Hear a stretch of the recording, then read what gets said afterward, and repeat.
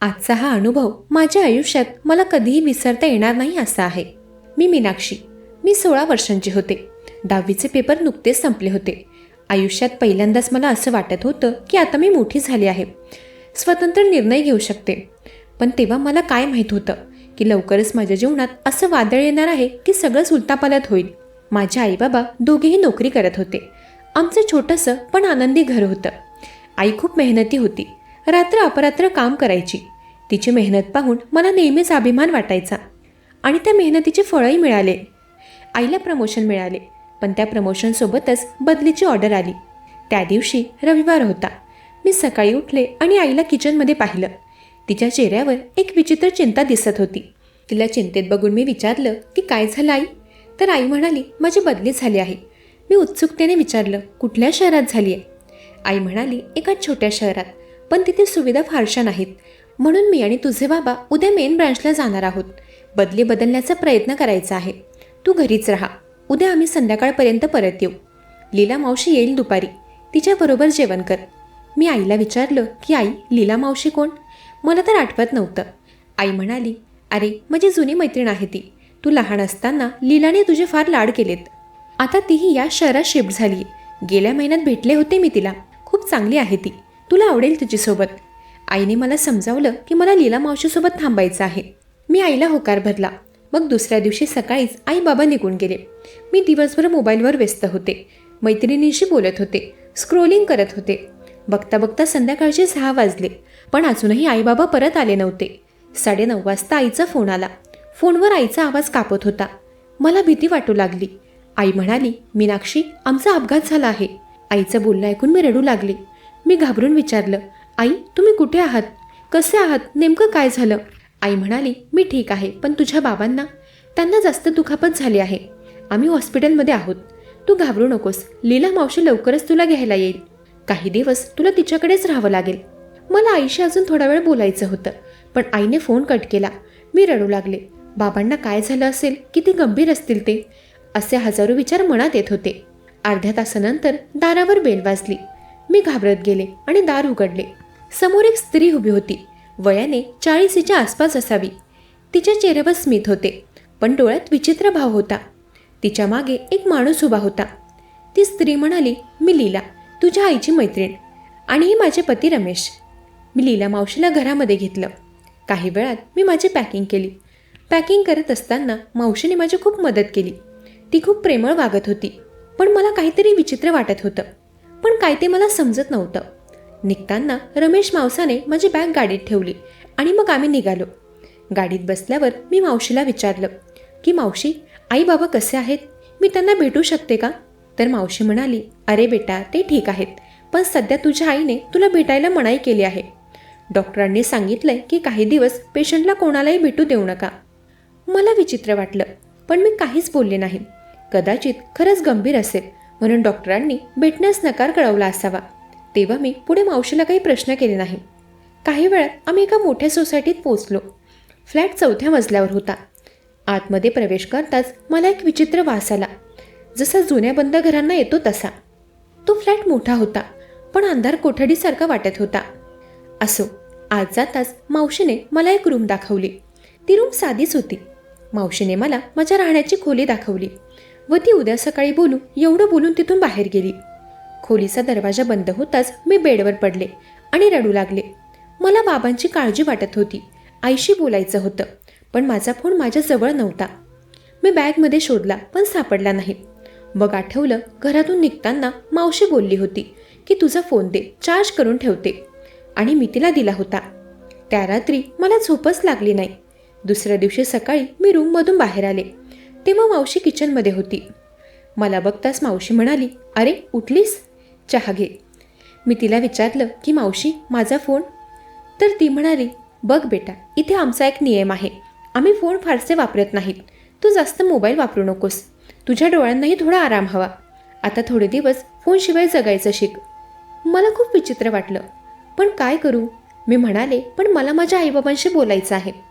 ते मी बोलते, तू काळजी करू नकोस. तुझ्या बाबांची प्रकृती आता आधीपेक्षा बरी आहे. त्या दिवशी मी फक्त घरातच होते.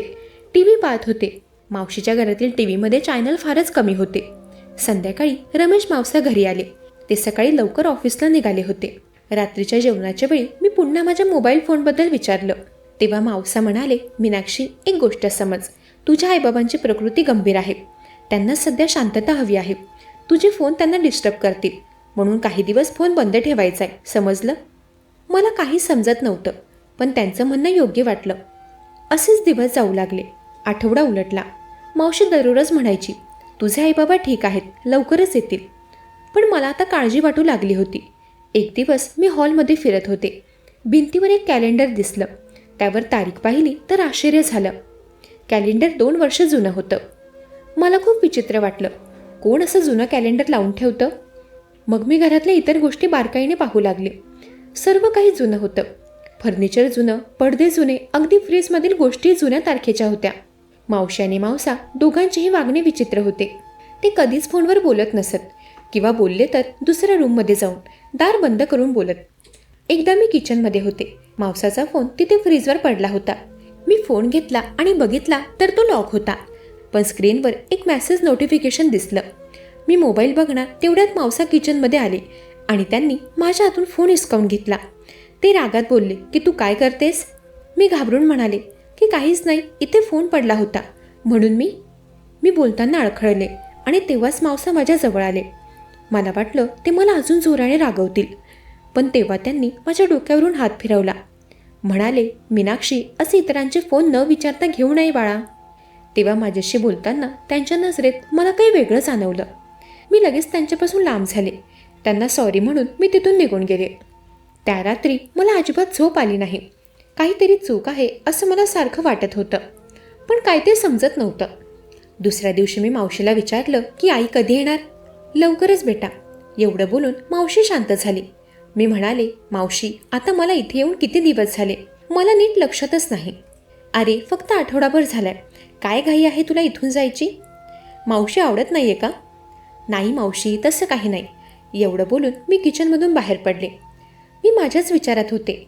मला वाटत होतं की मला तिथे जास्त दिवस झाले आहेत. किती हे मला माहीत नव्हतं, कारण मला तारीख माहीत नव्हती. तेव्हा अचानक माझी व मावसाची धडक झाली. ते म्हणाले, मीनाक्षी, काय, कुठे हरवलीयस? मी काही नाही म्हणून माझ्या खोलीत जाऊ लागले. तोच मावसा माझ्या समोर आले. म्हणाले, मीनाक्षी, मी मगाशी तुझं व तुझ्या मावशीचं बोलणं ऐकलं. बहुतेक तुला आता इथे बोर होतंय. तुला काहीतरी मनोरंजन हवंय. तू चिंता करू नकोस, तुझ्या मनोरंजनाची जबाबदारी मी घेतो. मावसा माझं काय मनोरंजन करणार होते ते तर तेव्हा ते स्पष्ट बोलले नाही. माझ्या केसातून हात फिरून ते निघून गेले. जाताना म्हणाले, संध्याकाळी भेटूया. त्या दिवशी रात्री मी ठरवलं, आता काहीतरी करायलाच हवं. मी काय करावं ते विचारात होते. तोच रमेश मावसा खोलीत आले. तेव्हा त्यांच्या हातात चॉकलेट्स आणि कॅरम बोर्ड होता. त्यांनी मला चॉकलेट दिले. त्यानंतर आम्ही काही वेळ कॅरम खेळलो. नंतर मी झोपी गेले. दुसऱ्या दिवशी सकाळचे 11 वाजले. तेव्हा रमेश मावसा ऑफिसला गेले होते. मावशी किचनमध्ये काम करत होती. तेव्हा मी माझ्या रूममध्ये गेले आणि दार बंद केलं. मग खिडकी उघडली. तिथे गेल्यापासून मी त्या खोलीची खिडकी उघडली नव्हती.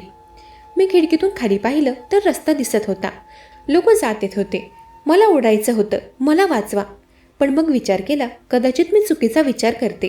कदाचित आई बाबा खरंच हॉस्पिटलमध्ये असतील. पण नंतर विचार आला, जर ते खरंच हॉस्पिटलमध्ये असतील तर मला का भेटू देत नाहीयेत? किती दिवस झाले, का कुठलीही माहिती मिळत नाही? आता मी ठरवलं होतं, आता यातून बाहेर पडायचंय. मी हळूच दार उघडलं आणि बाहेर आले. मावशी किचनमध्ये होती. तिची पाठ माझ्याकडे होती. मी हळूच हॉलमध्ये आले. टेबलवर मावशीचा मोबाईल पडला होता. माझं हृदय जोरजोरात धडधडू लागलं. ती संधी होती, पण लॉक कसं उघडायचं? मी हळूच मावशीचा फोन घेतला. स्क्रीन ऑन झाली, पण पॅटर्न लॉक होतं. मी काही रँडम पॅटर्न लावून पाहिले, पण लॉक उघडलं नाही. मी पुन्हा प्रयत्न केला आणि मग तिसऱ्या प्रयत्नात फोन उघडला. मी पटकन डायलर उघडला. आईचा नंबर टाईप केला. आईचा आवाज ऐकून मला खूप आनंद झाला. हॅलो आई, मी मीनाक्षी. समोरून आई म्हणाली, मीनाक्षी बेटा, कुठे आहेस तू? ठीक आहेस ना? आई घाबरलेली वाटली. मी म्हणाले, आई, मी लीला मावशींच्या घरी आहे. मला अजून काहीतरी सांगायचं होतं. तेवढ्यात मागून मावशी आली. तिने फोन हिसकावून घेतला. मावशीने फोन कट केला. ती म्हणाली, तू हे काय केलंस? माझा फोन का घेतलास? तिचा आवाज आता गंभीर झाला होता. तिच्या चेहऱ्यावरचं स्मित नाहीसं झालं होतं. मी म्हणाले, मावशी, मला आईशी बोलायचं होतं. ती म्हणाली, पण मी तुला सांगितलं होतं ना की फोन वापरायचा नाही म्हणून. मावशीने मला खोलीत ढकललं. आता बाहेर यायचं नाही असं म्हणून तिने दार बंद केलं. मी रडू लागले.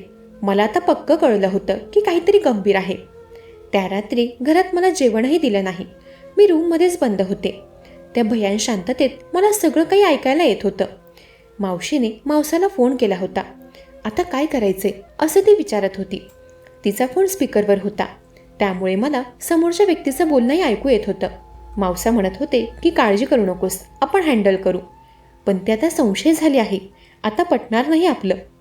मावशी कोणाबद्दल बोलत होती ते काही कळत नव्हतं. मी पुढे अजून काही ऐकलं की आपण सावध राहू, बस 2 दिवसात सगळं झालं की आपण निघू. सौदा झाला की आपल्याला पैसे मिळतील आणि ती दुसरीकडे जाईल असं मावसा म्हणाले. माझं रक्त गोठलं. सौदा? पैसे? म्हणजे मला विकणार आहेत? मी हादरून गेले. माझे हात थरथरू लागले. हे खरं आहे का? ही लोक माझ्या बाबतीत बोलत होते का? लीला मावशी खरंच आईची मैत्रीण होती की? आई बाबा ते कसे असतील? मी फारच विचार करत होते. आता काय करायचं? खिडकीतून उडी मारायची, पण 4थ्या मजल्यावर आहे. जास्त दुखापत होऊ शकते. सकाळ होईपर्यंत मी प्लॅन करत राहिले. दुसऱ्या दिवशी सकाळी मावशीने दार उघडलं. ती म्हणाली, ये नाश्ता कर. मावशीची वागणूक सामान्य होती, जणू काल काहीच झालं नाही अशी. मी नाश्ता केला. त्या दरम्यान मावशी म्हणाली, मी बाजारात जाते, घराचं काही सामान आणायचं आहे, तू घरातच राहा. मावशीने मला कुठेही न जाण्याची ताकीद दिली होती. मीही तिला होकार भरला. मावशी गेल्यावर घरात मी एकटी होते आणि हीच संधी होती.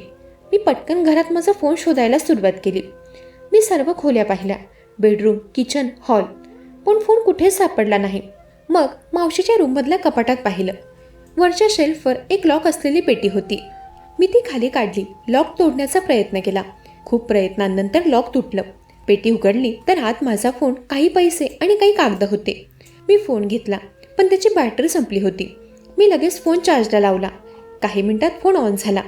तेव्हा मी स्क्रीनवर पाहिलं तर तारीख दिसली, 23 जून. मी इथे आले त्यावेळी 10 मे होती. म्हणजे 1.5 महिना झाला मी तिथे होते आणि मला कळलंच नाही. माझे डोळे पाणावले. मी रडू लागले, पण ती रडण्याची वेळ नव्हती. मी पटकन आईला फोन केला. मी रडत म्हणाले, आई मी मीनाक्षी, मला वाचव. मीनाक्षी बेटा तू कुठे आहेस? आई मी लीला मावशीच्या घरी आहे. हे लोक चांगले नाहीत, मला विकायचं म्हणत होते. माझं बोलणं ऐकून आई घाबरली.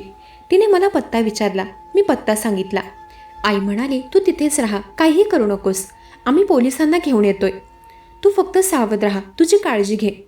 फोन कट झाला. त्यानंतर मी फोन पटकन पेटीत ठेवला, लॉक बंद केलं, पेटी परत शेल्फवर ठेवली. मग माझ्या रूममध्ये जाऊन बेडवर पडले. काही मिनिटांनी मावशी घरी आली. मीनाक्षी कुठे आहेस? तिने मला हाक मारली. मी बाहेर गेले. मावशीने विचारलं की तू काय करत होतीस? काहीच नाही, थोडा आराम करत होते. ठीक आहे, मी जेवण तयार करते असं म्हणत ती किचनमध्ये गेली. आता मी आईची वाट बघत होते. आता प्रत्येक मिनिट 1 तासासारखा वाटत होता. अर्धा तास झाला पण कोणी आलं नाही. मला भीती वाटू लागली. मग 2 तास झाले. मावशी जेवण घेऊन आली. मी तिच्यासमोर बसले होते, पण काही खात नव्हते. मावशी म्हणाली, काय झालं, का खात नाहीयेस? काही नाही मावशी, भूक नाहीये जरा. तब्येत ठीक आहे ना असं तिने विचारलं. मी होकार भरला. तेवढ्यात दारावर जोरात बेल वाजली. मावशी घाबरली. तिचा चेहरा पांढरा पडला. कोण असेल असे ती पुटपुटली. ती दाराकडे गेली आणि आय होलमधून बाहेर पाहिलं आणि मग तिचे डोळेच विस्फारले. दार उघडा असा बाहेरून आवाज आला. मावशी घाबरली. तिने माझ्याकडे बघितलं व म्हणाली, तूच केलंस ना हे? पण तेवढ्यात दार जोरात उघडलं गेलं. बाहेरून पोलिसांनी धक्का मारला होता. पोलीस आत आले आणि त्यांच्या मागे आई बाबाही होते. मीनाक्षी, आई धावत आली आणि मला मिठी मारली. मी जोरजोरात रडू लागले. आई बाबा? मी त्यांना घट्ट कवटाळले. बाबा ठीक होते, त्यांच्या डोक्याला पट्टी होती, पण ते चालत फिरत होते. आई म्हणाली, तू कशी आहेस बेटा? आई मी ठीक आहे, पण हे लोक? मी मावशीकडे बोट दाखवला. बाबा म्हणाले, आम्हाला सगळं माहीत आहे. पोलीस मावशीकडे गेले. म्हणाले, लीलाजी तुम्ही आता अटकेत आहात, मानवी तस्करीच्या आरोपाखाली. मावशी रडू लागली. म्हणाली, मी काहीच केलं नाही, मी फक्त तिची काळजी घेत होते. काळजी? 1.5 महिना एका मुलीला कैद करून ठेवलं, तिला तिच्या आईवडिलांपासून दूर ठेवलं आणि तिला विकायचा प्लॅन केलात तुम्ही. मावशी घाबरून म्हणाली, हे तुम्हाला कसं कळलं? तेव्हा सत्य उघड झालं. पोलीस म्हणाले, आज सकाळी मीनाक्षीने तिच्या आईला फोन केला. तिने सगळं सांगितलं आणि आम्ही तुमच्या मोबाईलचं लोकेशन ट्रेस केलं. तुमच्या आणि तुमच्या पतीचे सर्व कॉल रेकॉर्ड तपासले. तुम्ही एका मोठ्या रॅकेटचा भाग आहात. बाकीच्या सदस्यांनाही लवकरच पकडू.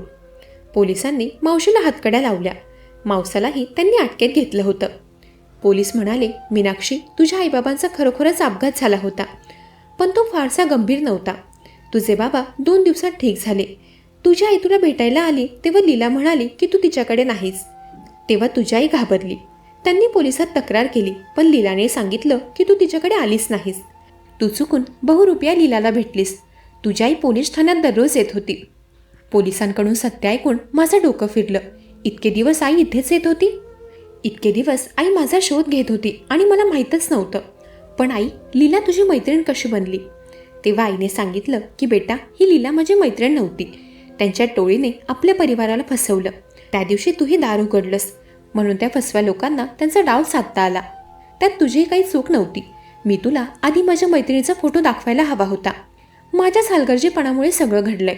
काही दिवसांच्या तपासानंतर पोलिसांनी सगळी माहिती काढली. ते म्हणाले, त्यांच्या टोळीत कोणीतरी तुमच्या ओळखीची व्यक्ती होती.